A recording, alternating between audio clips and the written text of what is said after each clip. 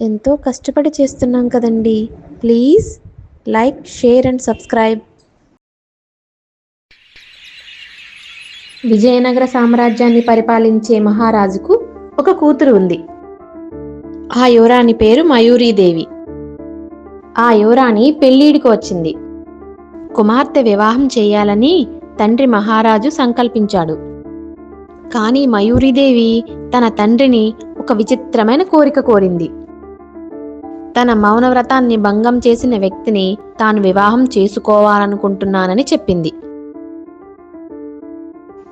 ఎందరో యువకులు వచ్చారు. చాలా మంది తన మౌనవ్రతాన్ని భంగపరచాలని ప్రయత్నం చేశారు. వారిలో చాలా మంది మంచి అందగాళ్ళు, వీరులు ఉన్నారు.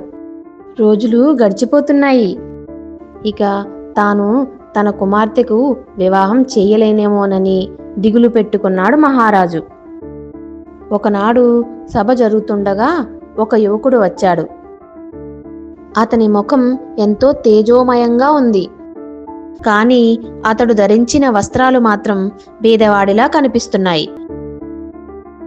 అతడు మహారాజు వద్దకు వచ్చి మహారాజుకి నమస్కరించి, మహారాజా, యువరాణి గారు కొంతకాలం కిందట నన్ను వివాహం చేసుకున్నారు.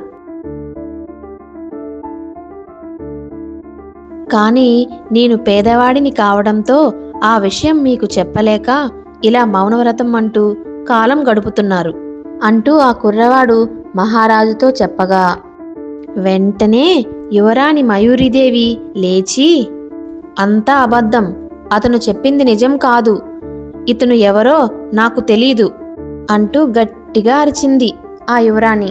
అప్పుడు అతను చిరునవ్వు నవ్వుతూ, అవును, నేనెవరో మీకు తెలియదు. నేను అవంతిదేశపు యువరాజు వివేకవర్ధనుడిని. మీ మౌనవ్రతాన్ని భంగం చేయడానికి అబద్ధం చెప్పానంటూ తన మారువేషాన్ని తీసివేశాడు. వివేకవర్ధనుడి తెలివి మెచ్చిన మహారాజు తన కుమార్తెనిచ్చి అంగరంగ వైభవంగా పెళ్లి చేశాడు. అంతేకాదు, తన కుమార్తెతో పాటు తన రాజ్యాన్ని కూడా ఆ యువరాజుకి ఇచ్చాడు.